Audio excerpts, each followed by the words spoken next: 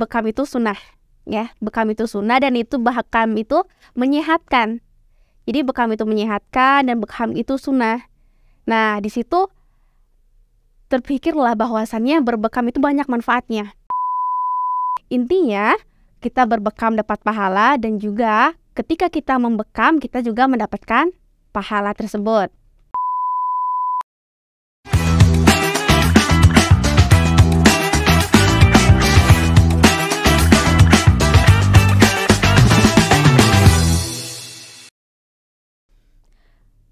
Assalamualaikum warahmatullahi wabarakatuh. Hai Sobat Sehat, bertemu lagi di Saheltikes, rubah hidupmu bersama kami, salam sehat berjamaah. Bersama saya Istiqomah Alia Rahmadani, perwakilan dari Kader Kesehatan Remaja sekaligus santri dari Pondok Pesantren Sumatera Taulib Parabe. Di podcast ini, kita akan membahas seputar kehidupan kesehatan dan dinamika kesehatan Pondok Pesantren Sumatera Taulib Parabe. Nah, sebelumnya nih ya, Sobat Sehat, kami berharap agar Sobat Sehat termotivasi untuk memperbarui gaya hidup Sobat Sehat, minimal 1 gaya hidup Sobat Sehat setiap bulannya. Nah, Sobat Sehat, di podcast yang kedua ini, kita akan membahas seputar bekam. Sobat Sehat tahu nggak bekam itu apa? Sobat Sehat, kita di sini akan membahas seputar betapa pentingnya bekam untuk mencegah berbagai penyakit. Dan di sini sudah ada salah satu pegawai poskesren kita, yaitu Ustazah Dina Hanifah Apandi. Bagaimana kabarnya hari ini, Ustazah? Alhamdulillah baik. Nah, for your information teman-teman, Ustazah Hani ini merupakan salah satu pegawai pos kesehatan Sumatera Taulib Parabe yang sudah bekerja kurang lebih 1 tahun, bukan begitu Ustazah? Betul. Selain itu, Ustazah Hani ini juga telah mendapatkan sertifikat bekam, sehingga sudah pastinya banyak santri-santri serta ustaz dan ustazahnya yang sudah dibekam secara gratis di poskesren kita. Nah Ustazah, baiklah, kami di sini sudah menyiapkan beberapa pertanyaan seputar bekam nih Zah. Oke. Langsung aja ya Zah, kita masuk ke pertanyaan pertama. Kan banyak kan Zah santri-santri kita yang ingin dibekam, tapi mereka ini nggak tahu Zah gimana prosedur-prosedur yang harus dijalankan agar dapat dibekam di poskesren kita Zah. Kira-kira bagaimana prosedurnya ya Zah? Oke, terima kasih sebelumnya sambutannya buat Istiqomah ya. Oke, di sini Ustazah mau ngasih tahu sebelumnya mengenai bekam ya. Bekam dalam bahasa Arab itu al-hijamah, yang merupakan penyedotan lokal ya. Penyedotan lokal darah dari sayatan. Bisa juga tusukan ya. Jadi bisa berupa jarum, bisa berupa dengan pisau ya. Iya. Nah, jadi bekam ini merupakan metode zaman dahulu, zaman di mana Rasulullah SAW juga melakukan hal itu. Namun mungkin ada beberapa perbedaan, ada beberapa pembaharuan juga di sana ya. Untuk itu, kenapa bekam ada di poskesren? Ustazah juga mau ngasih tahu karena Ustazah ingin membumikan yang namanya sunnah. Karena kita di sini di pondok pesantren dan juga kita ingin ketika kita ingin mendapatkan kesehatan, kita juga mendapatkan pahala. Jadi intinya kita berbekam dapat pahala dan juga ketika kita membekam kita juga mendapatkan pahala tersebut. Nah, oke. Untuk berjalannya bekam ini, alhamdulillah Pondok Pesantren Sumatera Taulib ini udah ngasih banyak banget kemudahan dari segi infrastruktur dan juga segi alat-alatnya ya. Yang terpenting yang wajib ada ketika bekam itu yang pertama adalah sterilisator, yang mana alat ini digunakan untuk mensterilkan alat bekam tadi. Jadi ketika kita bekam, kita nggak bisa nih bekam nih habis cuci gitu kan, habis itu pakai lagi sama orang lain gitu kan. Oh, nggak bisa. Jadi kita kalau misalkan mau bekam, kita harus benar-benar mensterilkan. Kenapa? Karena niat dari awal bahwasannya berbekam itu adalah menyehatkan, ya kan, membuang toksik yang ada dalam tubuh kita. Nah, jadi makanya untuk Pondok Pesantren Sumatera Taulib Parabe ini terima kasih banyak gitu udah mau support gitu program bekam ini. dan terima kasih juga untuk semua sarananya gitu kan, sehingga dapat berjalan nih. Dan banyak sekali antusias dari guru, pegawai dan juga santrinya ya. Setiap bulan pasti ada yang daftar tuh. Jadi yang karena terlalu banyaknya santri yang daftar, pegawai juga kan, jadi kita harus nunggu antrian. Dan alhamdulillah sudah berjalan dengan lancar. Dan karena itu kita juga mempunyai prosedur ya. Tadi kan nanya Istiqomah nanya nih, apa sih Ustazah prosedurnya gitu kalau misalkan mau bekam di Poskestren. Nah, yang pertama, yang untuk santri nih, kita diwajibkan memberitahu orang tua kita bahwasannya kita mau dibekam ya. Kenapa? Nanti kalau misalkan orang tuanya datang nih tiba-tiba, kenapa sih anak saya badannya lebam-lebam kan? Iya kan? Iya tuh Zah. Iya, kenapa nih? Ada apa nih gitu kan?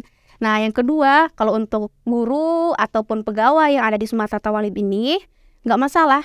Hanya mengisi buku rekapan medik pasien bekam. Nih, dapat dilihat. Oke? Jadi ini hukumnya wajib ya. Kenapa? Karena ini adalah pegangan untuk Poskestren juga. Jadi nanti di sini bakalan ditanya nih. Di sini bakalan ditanya apa? Siapa namanya? Berapa umurnya? Terus keluhannya apa? Jadi setiap keluhan ketika bekam ya, kita mengeluh nih, oh Ustazah saya haidnya kurang lancar misalnya. Jadi Ustazah tahu tuh titik bekam mana yang harus Ustazah bekam. Nah gitu kan. Terus juga Ustazah harus tahu nih riwayat penyakit keluarga. Nah riwayat penyakit keluarga ini juga harus tahu nih kita. Kenapa? Karena ada beberapa penyakit ya, beberapa penyakit yang tidak bisa dibekam ya. Karena takutnya itu akan menulari ke orang lain atau kita mengasih penyakit ke orang lain gitu kan. Jadi kayak istilahnya menambah penyakit aja jadinya. Iya betul. Nah sebelum itu karena Poskestren, jadi kita juga melakukan pengukuran nih. Di pengukuran tekanan darah, denyut nadi, dan juga suhu. Gunanya apa? Nanti kalau misalkan tekanan darahnya sangat tinggi nih, kondak suhunya tinggi, atau denyut nadinya tinggi, itu nggak bisa. Kenapa? Nanti akan terjadi shock. Kalau kita shock, nah nanti gimana nih sama pasiennya gitu kan? Yang ada nanti malah nggak berlanjut kan bekamnya. Iya, jadi bukannya sehat tapi malah Tambah sakit. Oke, iya. Nah, dan Sobat Sehat sudah tahu kan bagaimana prosedur-prosedurnya. Jadi setelah ini, apabila Sobat Sehat ingin mendaftar untuk berbekam, silahkan ikuti langkah-langkah yang sudah dijelaskan oleh Ustazah Hani tadi ya. Oke Zah, memasuki pertanyaan yang kedua. Kenapa ya Zah kita harus bekam? Soalnya banyak nih Zah, sobat-sobat sehat kita yang nggak tahu betapa pentingnya berbekam itu untuk tubuh kita nih Zah. Oke. Yang pertama yang paling ditekankan itu yang pertama ya, bahwasannya bekam itu sunnah ya. Bekam itu sunnah dan itu bekam itu menyehatkan. Jadi bekam itu menyehatkan dan bekam itu sunnah. Nah di situ terpikirlah bahwasannya berbekam itu banyak manfaatnya gitu kan. Sebelum kita coba ke orang lain, kita coba ke diri sendiri. Contohnya Ustazah gini ya, sebelum Ustazah ngebekam orang lain, Ustazah juga dibekam. Ya setiap bulan Ustazah dibekam dan Ustazah ngerasain apa aja gitu manfaatnya. Contoh yang pertama, untuk perempuan melancarkan haid. Nah terus meningkatkan daya tahan tubuh. Nah bisa juga itu menghilangkan pusing, menghilangkan insomnia, apalagi tuh menghilangkan penyakit mah bisa. Tapi yang namanya bekam ini ya, bekam ini kalau misalkan kita mau bekam menghilangkan penyakit lewat bekam, itu tuh harus teratur. Jangan sampai bilang, oh saya bekam sekarang, besoknya harus sembuh gitu. Nggak ada itu. Jadi istilahnya bekam itu bertahap, terapi yang dilakukan secara herbal gitu. Istilahnya nggak ada yang instan ya Sobat Sehat. Iya. Bahkan sehat pun, bahkan berbekam pun harus melewati proses yang panjang. Gak bisa sekali bekam aja tuh teman-teman. Iya benar. Nah, memasuki pertanyaan ketiga nih ya Zah. Boleh. Kira-kira ada nggak ya Zah orang-orang atau sobat-sobat sehat kita nih yang nggak bisa dibekam Zah? Ada. Jadi nggak semua kalangan, nggak semua umur juga bisa dibekam. Ada beberapa kriteria ya. Yang pertama kriteria dulu ya. Orang yang sehat itu yang boleh dibekam. Orang yang fit boleh dibekam. Orang yang tidak lapar boleh dibekam. Dan orang yang tidak kenyang boleh dibekam. Oke? Dan yang tidak boleh dibekam ya, orang yang menderita penyakit HIV ya. Orang yang menderita penyakit HIV itu tidak boleh dibekam. Orang yang menderita TBC tidak boleh dibekam. Kenapa? Karena dua penyakit ini adalah dua penyakit yang penular. Terus anemia ini boleh, kadang enggak gitu kan. Kita lihat dulu kondisinya. Apabila anemia ini parah, itu nggak boleh. Kenapa? Nanti soalnya kan darah disedot tuh kan, dikeluarkan darahnya, terus tambah kurang darahnya, nanti dia pusing gitu kan.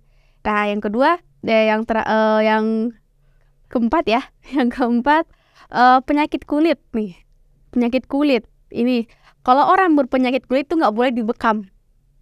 Nggak boleh dibekam, kenapa? Kenapa gitu, Zah? Kenapa ya? Oke, kenapa nggak boleh dibekam? Karena ya itu, penyakit kulit itu penyakit yang mudah menular. Kita kop ke orang, misalkan kita bekam nih, di tangan contohnya, gatal-gatal. Habis itu kita sterilkan. Kadang alat sterilisator juga belum tentu 100% membersihkan ya. Ya, mensterilkan tadi. Jadi orang yang mempunyai penyakit kulit itu nggak boleh. Terus ketika itu orang yang lagi haid, ini sering banget nih pertanyaan itu ya, orang yang haid boleh nggak sih dibekam gitu Pertanyaan ini ada yang bisa bilang ada dan ada bisa enggak ya gitu ya, bisa iya bisa tidak gitu ya. Kenapa yang haid itu iya, yang haid itu bisa iya bisa tidak gitu. Kenapa? Kalau misalkan di hari 1, 2, dan 3 darahnya masih banyak, itu nggak boleh. Kenapa? Karena di fase itu, fase tubuh kita lemah. Tetapi ya, kalau misalkan di hari ke-5, 6, 7, ketika flek aja, kan itu kan masih dalam haid, itu boleh. Silahkan gitu. Kalau mau yang haid gitu kan. Terus yang nggak boleh tuh wanita hamil. Wanita hamil tuh boleh. Itu juga sih sama seperti haid. Ada yang boleh, ada yang tidak. Yang bolehnya, yang nggak bolehnya itu di bagian perut atau di bagian yang mempengaruhi janin. Itu aja sih. Nah, jadi udah tahu kan Sobat Sehat, siapa aja orang-orang yang nggak bisa dibekam, seperti orang yang terkena penyakit menular, wanita-wanita yang haid, dan lain sebagainya. Lalu Zah, kapan waktu yang tepat untuk berbekam lah? Kapan waktunya? Oke. Untuk waktunya sebenarnya bebas. Tapi lebih tepatnya mungkin waktu yang dianjurkan ya. Waktu yang dianjurkan untuk berbekam gitu. Waktu yang disunahkan gitu kan. Waktu yang disunahkan untuk berbekam tadi. Kalau waktu yang disunahkan itu pada bulan Qamariah ya. Itu pada tanggal 17, 19, dan 21 Hijriah ya. 21 Hijriah. Kalau harinya itu hari Kamis, Senin, dan Sabtu. Kebalik ya. Oke, Senin, Kamis, dan Sabtu. Ya, 3 hari itu yang disunahkan. Selebihnya apakah nggak boleh, Ustazah? Boleh gitu. Hari apapun boleh. Cuman yang tadi Ustazah bilang tuh itu yang disunahkan. Nah, kalau untuk bekam itu sendiri, kita bekam setiap 40 hari sekali ya. Kalau misalkan donor darah kan 60 hari sekali kan. Nah, tapi beda sama bekam. Kalau bekam 40 hari sekali. Orang bilangnya, oh saya sebulan sekali deh gitu Sebulan sekali maksudnya itu dalam artian tuh 1 bulan tuh 40 hari gitu hitungannya. Bukan sebulan 30 hari gitu Jadi seperti itu. Nah, terus Zah, kira-kira ada nggak ya Zah titik-titik sunnah untuk bekam Zah? Yang pertama di kepala nih. Kita sebutnya mugit, bagian ubun-ubun. Itu tuh sunnah banget. Kenapa? Di sana tuh satu titik itu bisa puluhan penyakit. Ya, seperti apa aja ya Zah penyakitnya Zah? Seperti pusing, vertigo, seperti itu. macam-macam tergantung bagaimana keadaan pasien dan penyakit apa yang diderita oleh pasien tadi gitu kan. Terus ada al-aqdain di bagian 2 urat leher. Al-aqdain di sini ya. Ya, oke. Terus ada al-kahil di punuk. Nah, yang punuk nih yang sering dipakai oleh santri kita ya. Ini al-kahil. Bisa lihat? Nah ya. Di sini ya. Ini yang sering dipakai oleh santri kita. Terus yang di bagian pinggang juga, bagian pinggang dan di bagian atas betis. Yang atas betis yang di sebelah sini. Nah, sekitar seperti itu. Jadi biasanya yang dipakai oleh santri ataupun ustazahnya secara umum yang di bagian sini. Yang umum mungkin biasa sih jarang sih. Kecuali orang-orang tertentu ya. Lalu Zah, kalau misalkan ada titik sunnahnya, apakah berarti ada juga titik-titik di tubuh kita ini yang gak bisa gitu Zah untuk dibekam gitu Zah? Ada. Apa aja Zah? Nih, jadi nggak semua, hampir semua tubuh kita ini bisa dibekam ya. Hampir semua tubuh kita bisa dibekam, tetapi ada juga bagian tubuh yang tidak bisa dibekam. Contohnya yang ada bagian tubuh kita yang berlubang, kayak mata, telinga, mulut, kan hidung, atau bagian yang lain juga, ya lipatan tangan. Nah, itu nggak boleh. Terus di daerah yang dekat dengan pembuluh darah itu juga nggak boleh. Kira-kira kenapa yang nggak bisa dilipat tangannya Zah? Kenapa nggak bisa? Karena di sini tempat pembuluh darah. Kalau di tangan ya, sini kita kalau mengambil darah nih biasanya di sini. Kalaupun kayak di ketiak kan itu tempat lipatan kayak paha itu nggak boleh. Kenapa? Nanti ketika kita jalan atau kita beraktivitas, dia kan lebam tuh. Oh, jadi seperti merasakan nyeri-nyeri gitu. Iya, situ ada saraf-sarafnya juga gitu. Nanti sakitnya luar biasa gitu. Kira-kira Zah, apa kontraindikasi dari berbekam itu ya Zah? Oke, kontraindikasi atau yang lebih tepat kita sebutnya efek samping ya. Efek samping ya. Efek samping dari bekam. Alhamdulillah sih selama berbekam di Sumatera atau Wali Palabe ini belum ada kontraindikasi yang yang terjadi. Ya, yang terjadi alhamdulillah sih. Alhamdulillah lancar-lancar aja gitu kan tadi. Iya. Palingan ya memar sih. Kalau memar udah pasti ya, memar. Terus ada warna-warna keunguan. Itu kan ciri khas orang yang berbekam ya. Ciri khas orang berbekam gitu kan. Bisa kan sering lihat di sini? Iya Zah, soalnya sering banget kita temukan di Pondok Pesantren Sumatera Wali Palabe ini. Gak jarang juga setiap bulannya pasti ada aja terlihat ustazah atau ustadznya ataupun santri-santrinya yang kelihatan bekas-bekas bekamnya. Tapi jangan khawatir Sobat Sehat, itu tuh cuma beberapa waktu aja kan Zah, dan itu gak permanen ya pasti kan Zah? Iya, pastinya gak permanen. Nih, yang kontraindikasinya tuh yang gimana sih? Yang pertama yang terasa terbakar nih. Yang terasa terbakar sama si pasien. Kenapa kok bisa terasa terbakar? Nih, karena kelamaan ini. Kelamaan ketika kita ngebekamnya. Terus yang kedua, memar. Memar juga hati-hati. Kalau memarnya lebih dari 10 hari, nggak berkurang-kurang dari hari pertama sampai hari ke-10, nah itu juga itu berbahaya. Terus sakit gitu kan. Sakit pastilah ya. Kita sakitnya karena jarum ya, ditusuk-tusuk kan. Tapi kalau misalkan sakitnya yang nggak bisa yang sampai terasa sakit berhari-hari, yang bisa ditahan gitu ya, nggak bisa ditahan. Nah itu baru itu termasuk itu kontraindikasi dari berbekam tadi. Terus yang tadi nih, kalau misalkan kita nggak makan, nah lapar kan, terus dibekam, pingsan, nah itu juga masuk kontraindikasi. Jadi istilahnya banyak banget sih. Kalau misalkan kita melakukan bekam ya sesuai dengan prosedur, sesuai dengan SOP-nya, sesuai dengan titik-titiknya dan sesuai dengan keluhannya, insya Allah nggak apa-apa. Insya Allah bakalan aman-aman aja. Kenapa? Karena bekam ini adalah salah satu ya terapi obat yang aman gitu.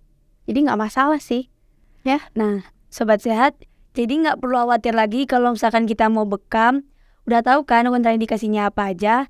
Nah, kalau untuk yang bekas-bekas di kening segala macam itu, tenang aja kok. Kalian bakal tetap terlihat menawan di mata orang yang tepat, di mata Betul. orang tua kalian, di mata teman-teman kalian. Ya paling cuma bakal diketawain aja sih. Ya nggak apa-apa. Nah, kita sudah mendengarkan banyak nih, Sobat Sehat, tips-tips dan informasi-informasi seputar bekam.